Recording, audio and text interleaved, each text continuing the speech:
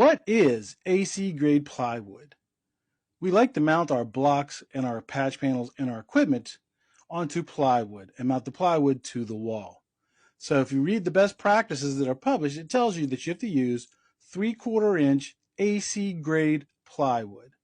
Now, the AC describes the finish. A piece of plywood with an A grade means it is perfectly clean, sanded, ready for painting. The C side means there can be up to 6 blemishes or 1 knot. So you're obviously going to want to mount the C side towards the wall.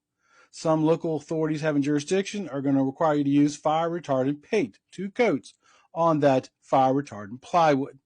If you do that, do not paint over the stamp.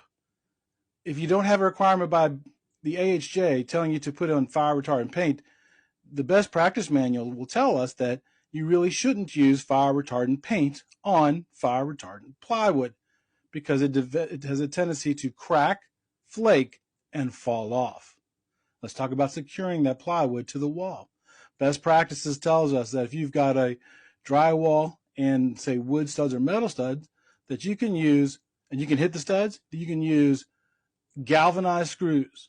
Now the galvanized screws has to be 1/2 of an inch longer than the thickness of the plywood, which is 3/4 of an inch, plus the thickness of the gypsum board. So plywood, gypsum board, plus 1/2 of an inch.